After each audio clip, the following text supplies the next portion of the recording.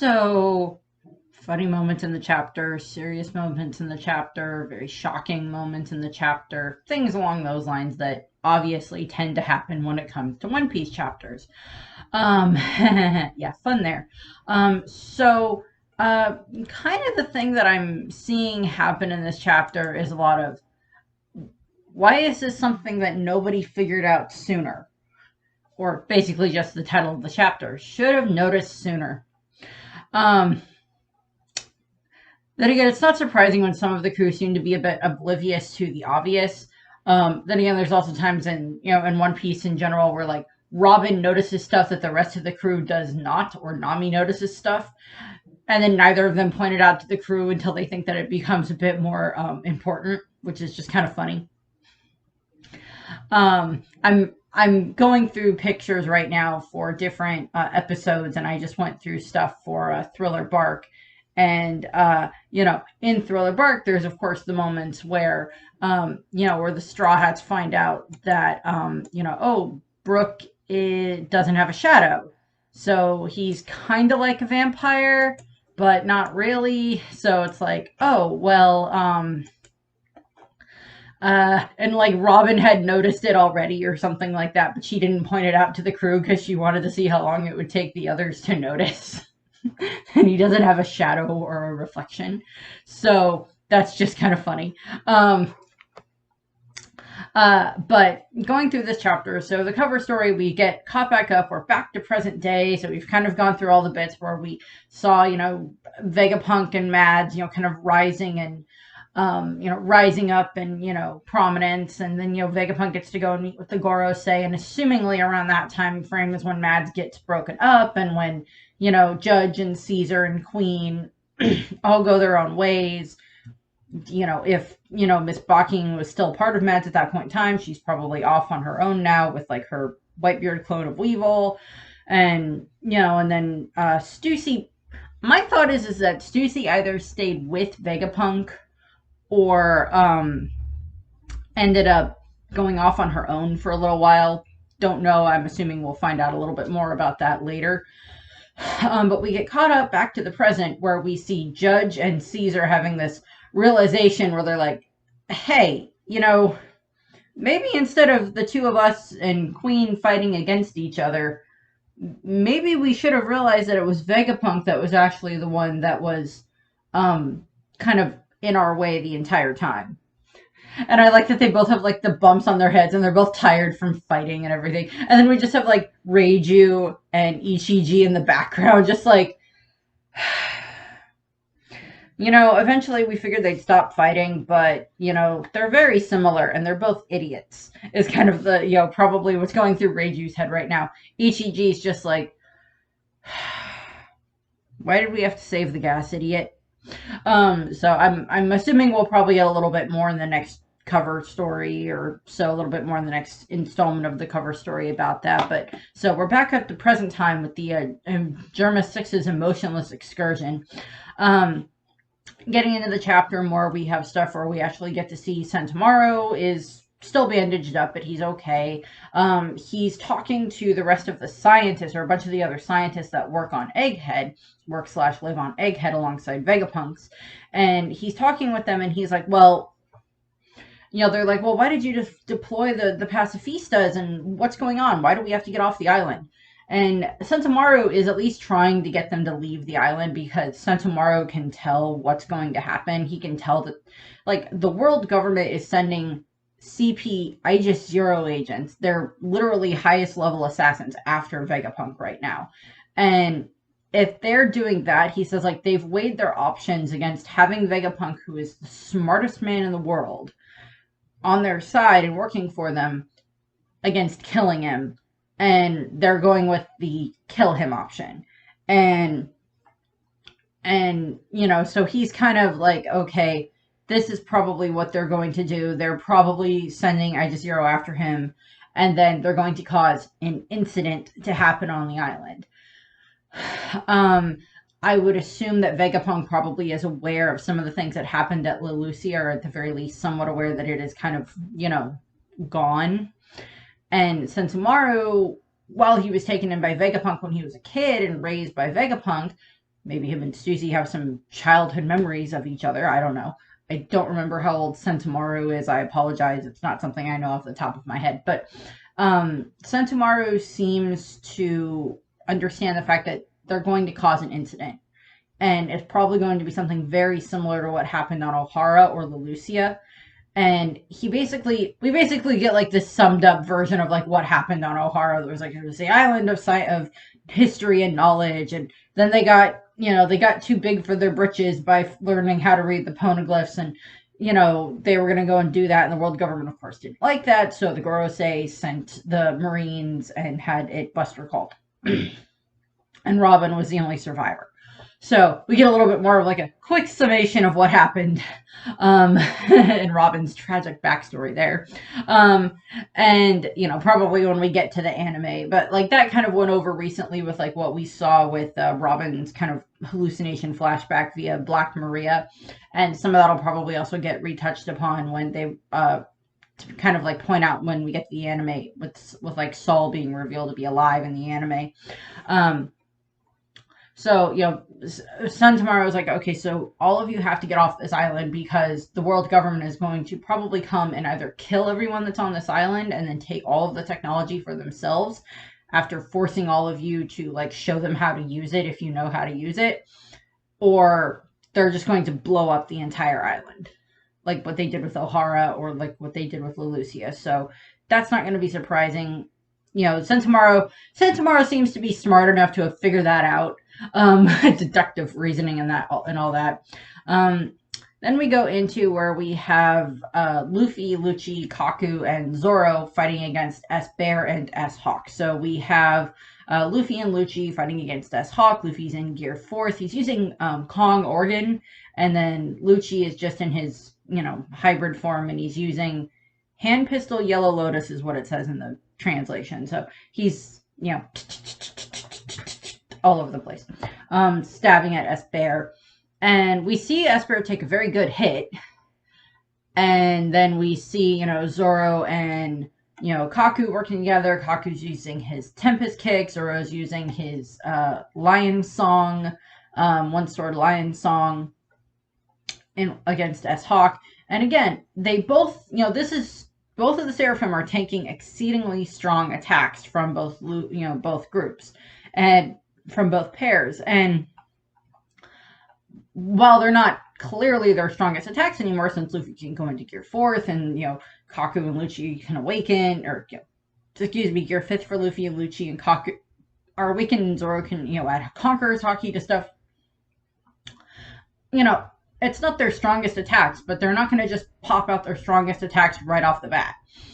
And, S-Bear and S-Hawk just kind of like, get up and like kind of dust themselves off. And Luffy's like, what is going on here? Why aren't they staying down longer? What is going on? And I don't know if it's Luffy or Zoro, but someone points out that they're very much like Kako. Kaido. I don't know what I just said, but very much like Kaido. And this is when Zoro is kind of having like, hey, they kind of remind me of like that king guy that I fought on Wano. The guy with the black leather suit and the black wings and the sword and the mask turned into a pterodactyl, could pull his face and do weird things. Fights strangely. These guys remind me of him. And, we just have Shaka off to the side who's just kind of watching, like, he does have a Lunarian on his crew, I think, and, or like, Kaga, or Kaido, or Shaka seems somewhat surprised by this. But the thing is that we find out that, Zoro's like, he, like, I don't know what tribe he was from, but he, or what he was, but his name was King. And,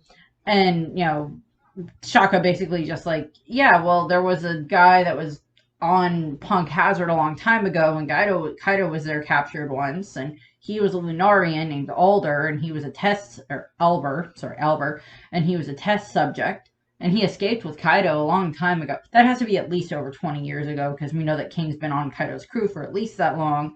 I would say that King's probably been on Kaido's crew for longer than Yamato has been alive. And that, King Kaido and King escaping from Punk Hazard would have happened probably not exceedingly long after what happened at God Valley. Like Kaido was captured probably sometime after God Valley and then experimented on, and then he saved, King from Punk Hazard. And then ever since then, King's been his right-hand man. And because I just see that like Kaido, like that King has been there since at least Yamato was born, if not longer than that. If not quite a bit longer than that. But we get that confirmation and such. I'm going to be so happy when we finally get to see King in the anime, because I love when we get to see King's full form in the anime, because I love his design. He's so pretty. Yeah, fangirl, take your pick. But Zoro's like pointing that out, and he's like, hey, or Shaka's like, they're strengthened by Lunarian blood, the Seraphim are. And Zoro's like, huh. Well, in that case, keep an eye on the flames on their back, because if they're on, then that means they're kind of invincible, and they can just tank our hits one after the other. So you have to wait till it goes out, and then attack. And he's like, sorry I made you waste your energy. I should have noticed sooner or whatever. And Lucci's like, nah, it's fine. I was just like, Lucci, just like calmly, nah, it's fine. At least we know how to fight them now. And then Zoro's like, yeah, King's special features were his white hair, dark skin, black wings, and flames on his back. And then I loved how all three of Luffy's Kaku and Lucci all just get angry at Zoro. Like, ah! Like they just start, why isn't that something you notice sooner, you idiot? And I mean, it's funny whenever the rest of the crew gets angry at Zoro for some of the things that he does. I mean, like, Zoro gets lost in a straight line. It's hilarious. They get angry at him for it, or they get annoyed with him. I was trying to see if I could find pictures of, like, the rest of the crew just angry at Zoro for whatever reason. And I'm like, I couldn't find any off the top of, or, right away. And I'm like, okay, well, that's still funny. It's like, yeah, Zoro, these kids, it's like, these kids look exactly like you would expect someone that is a Lunarian child to look like. They've got the brown skin, the white hair, the wings, the fire on the back. Okay, admittedly, if they just had like white hair and black wings, but not like the dark skin and didn't have the fire on their backs, I could kind of see maybe being like, okay, well, there's a possibility, but I'm not sure. But like, everything else together, Zoro, and you're an idiot, because you should have noticed that so much sooner. Oh, Zoro. So they go in for another attack, and they start fighting again. And at this point in time, Shaka mentions that he might have an idea where Stella might be. So he heads off to, go to try to find Stella. And, the rest of the group go back to fighting against the Seraphim. Then we get to where we see Nami. Nami's group. So that was her, Brooke, and Edison were her group. And from what we can see, Brooke and Edison have both been beaten up by S Shark. We see that S Shark is there, and that he is attacking them. Brooke's head is no longer on his body, but for him that's technically not a bad thing. It's just sitting there in his like little astronaut goldfish bowl helmet, which is kind of cute. I think his body's been like pile driven into the ground, unfortunately. So that's not as cute.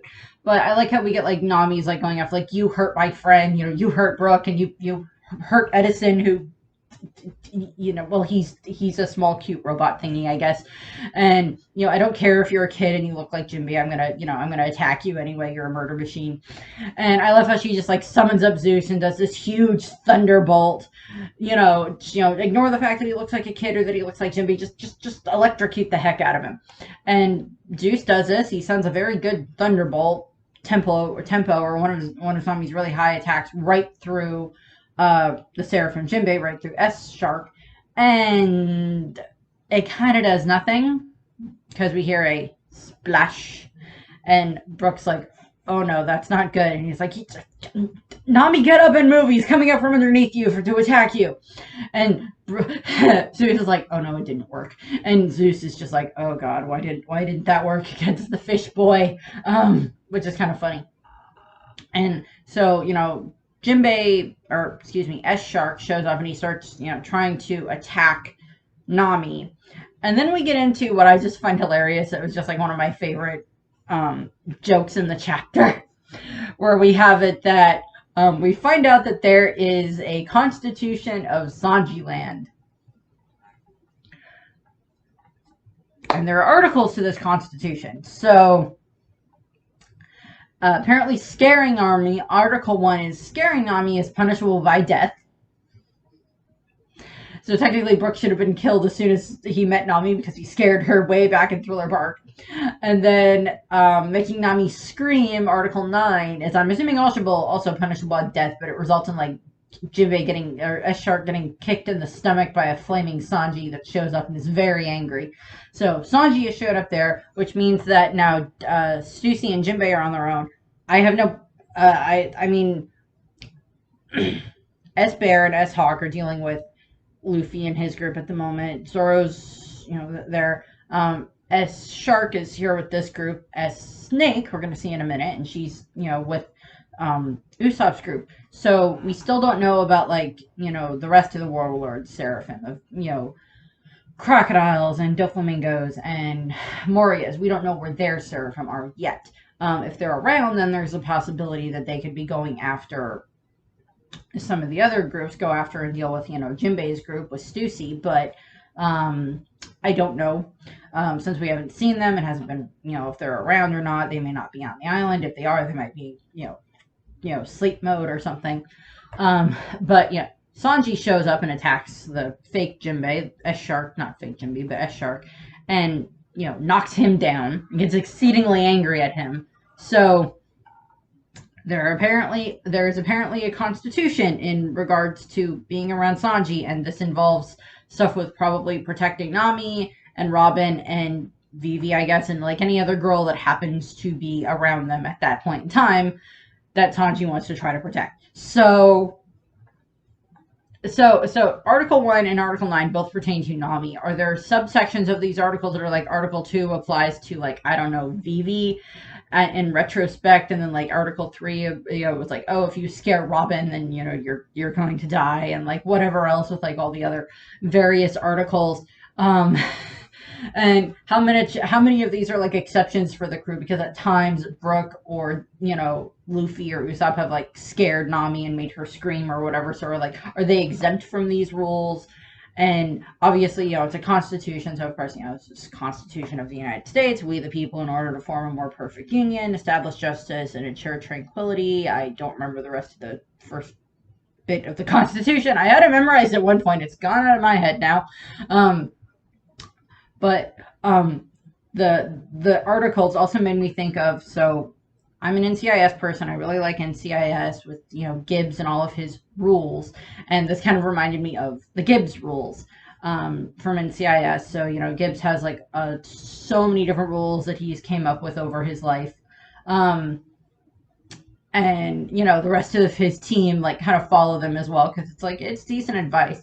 So it's like they kind of made me think of that. And I'm like, okay, so how does this work when a new Straw Hat joins the crew? Are they required to, like, I don't know, like, because I know that with like the Constitution, it's like all the different signers of the Constitution and Declaration of Independence and whatnot, like, they would sign it as they joined or things like that. And so does that mean that like as each Straw Hat joins the crew, are they required to then like is there like a moment where like Sanji has to like swear them in on like, I don't know, like the logbook of the Thousand Sunny, and they are required to like swear in or something, like, I swear to tell the whole truth, the truth, the whole truth, and nothing but the truth, so help me God? Or is it like, I swear to follow this Constitution and blah blah blah blah blah, otherwise Sanji won't let me have dinner? Is that the way that it works? Are there Chopper articles in this? Because, Sanji and Chopper tend to get along pretty well. Are there moments where, like, if you have the ability to whack Zoro on the head, you will take said ability because it is there? What are the rest of the articles of this Sanji Constitution? I just wanted to mention that. So yeah, Sanji shows up and he starts fighting against S-Shark. Checking to see if Nami's okay. Nami doesn't seem to have gotten any damage, probably because like Brook probably tried to protect her in the first place, and he was trying to protect her, from S-Shark in that regard too. I like that we saw that Nami got off a really good attack against him. But he had the flames going, but we don't know what's going on with the other shark. with S-Shark at the moment, but it looks like he's going to continue to have to fight Sanji.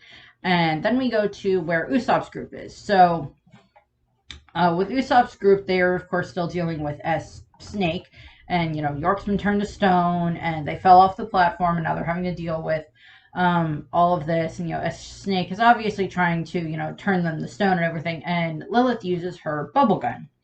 And it just kind of grazes Snake, but she still like falls to the ground and seems to be weakened. And Usopp is very confused about this.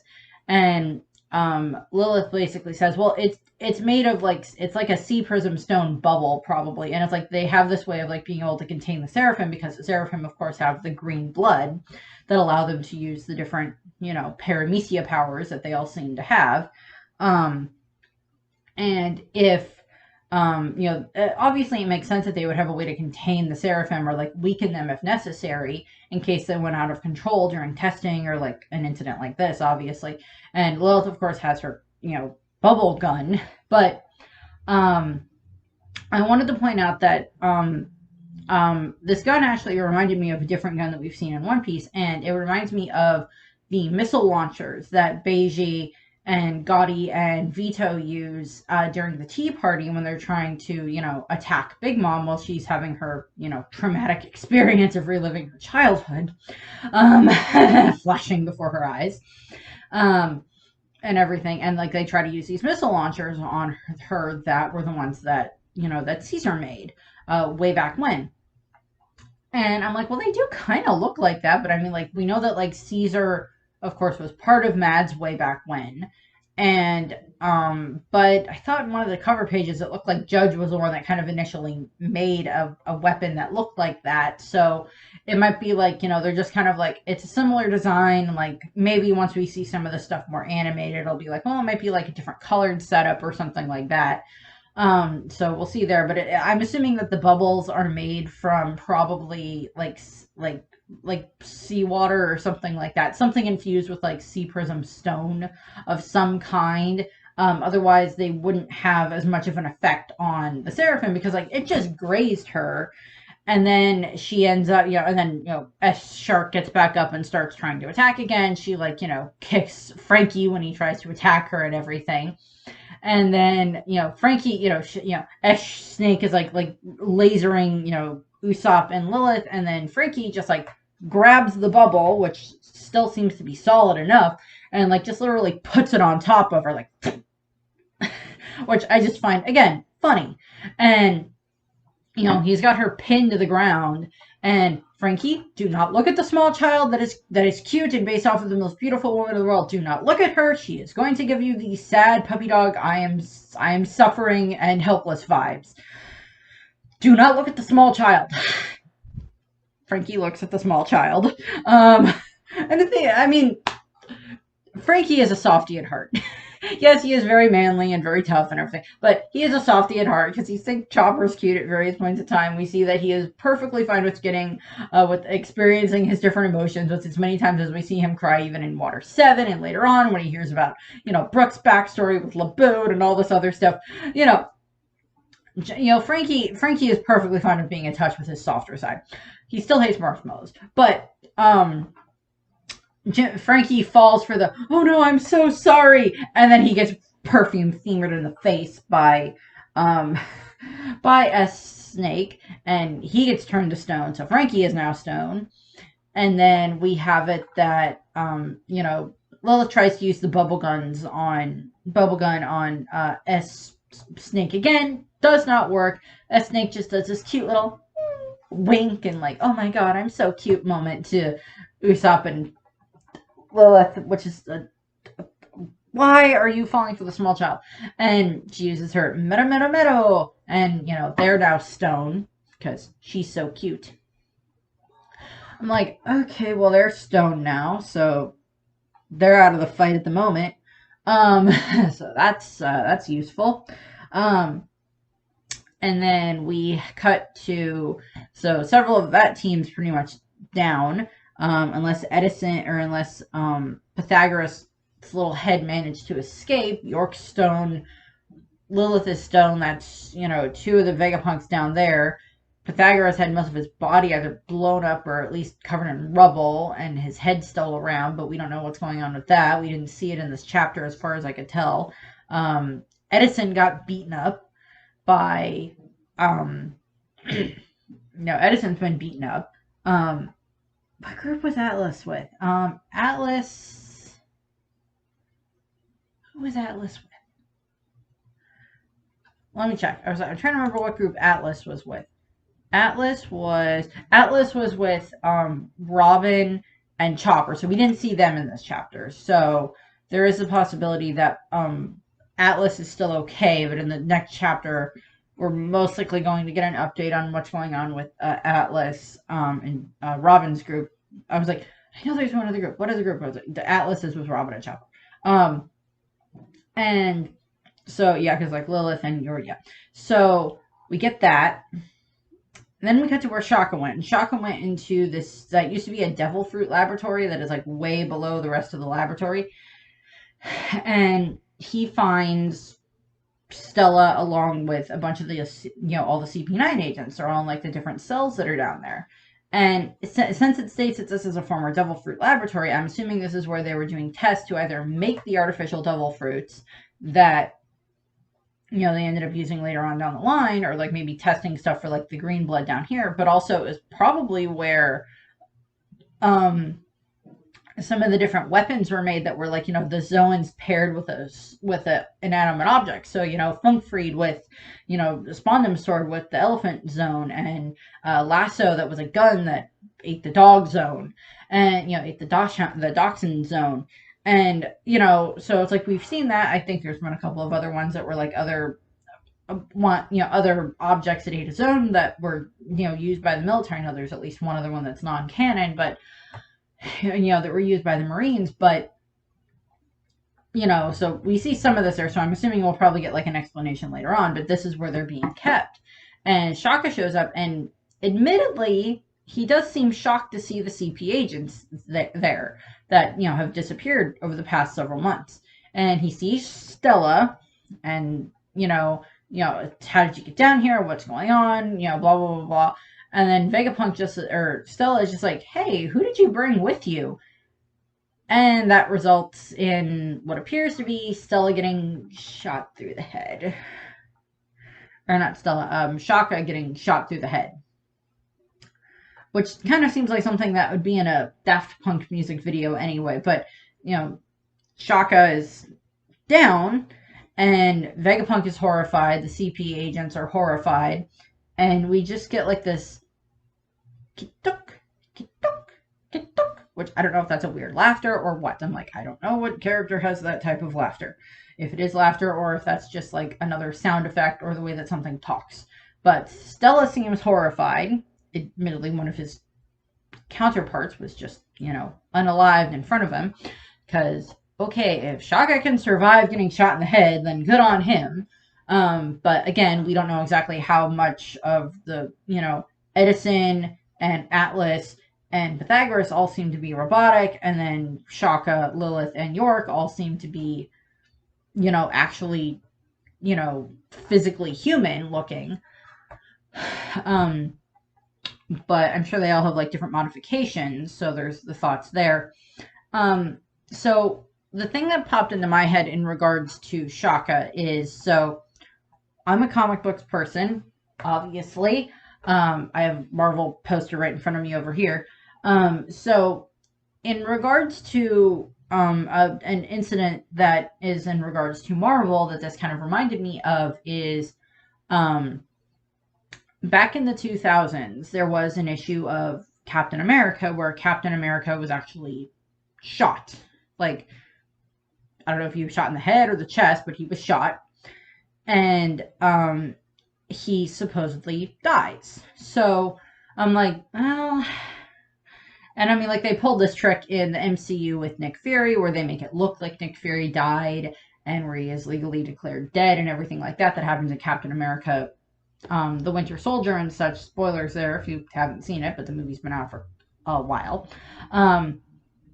But, so I'm like, okay, so either if Shaka is the one that is like the cause of everything that's going on Egghead right now, it's like the one that's taking out all the other Vegapunks and trying to get, Stella body where it needs to be with the Straw Hats so it can be safe, then Shaka may have set this up on his own and is just pretending that he didn't know that the CP agents were there, and he's the one that put them there in the first place, or he legitimately has no idea that they should be, that they're there, that they were there to begin with, and now technically no one may know where the Stella is because Lilith is stone, York is stone, Edison's beaten up, Pythagoras is just a head if he's not, completely, destroyed or stone already. Atlas could maybe figure out where, Vegapunk is, where the Stella is, but, it depends on what's, Atlas and Robin and Chopper are having to deal with at the moment. They could be having to deal with something else. Maybe they ran into Caribou. Maybe they are going to run into some of the other CP0 agents that are there, that are the riffraff agents. So I'm like, so it's either Shaka is like legitimately actually hurt, but he's not dead because of reasons, or it was a fake out death, which Oda has done multiple times in the past. With various characters, but the same character and multiple times as well. Done fake out deaths, but if Shaka, is able to, because in the comics, Captain America ends up recovering. He's like in a coma for a certain amount of time because he has, enhanced healing, and he's able to actually heal himself after a certain amount of time, and he wakes up, kind of similar to like in the comics when it comes to like the death of Superman in the comics is generally another variation of it where, Superman, gets killed fighting Doomsday. Yeah, fighting Doomsday. And then he ends up, having to recuperate and, regenerate parts of his, regenerate part of himself or heal himself up. And then he's fine and he's able to be Superman again with a couple of drawbacks until he's fully healed. So something similar could happen with Shaka, and the fact that he could just be like kind of down and out for a little while, but his, his mind could still be okay, or something else. We don't know. We haven't seen what's under the helmet, so he could also be a robot. We don't know. So that's kind of what I wanted to go over with that. I think I hit most of the stuff I wanted to point out there. I don't think there was any other, I'm sure other people can point out stuff quite a bit more than I can, but those are what I wanted to cover in that regard. So, yep. This is going to be going out a bit earlier than I usually tend to do for the reviews, but I'm like, well, the stuff's out and I have time, so I'll do the review on Thursday, or do this discussion on Thursday instead of Friday. So there we go. So, also today, today's been a week since we had to put Rainy down, and I'm like, I want something else to focus on today than that for a little while. So there we go. I thank you for watching. I hope you enjoyed the video, and I hope you have a nice rest of your day. Bye.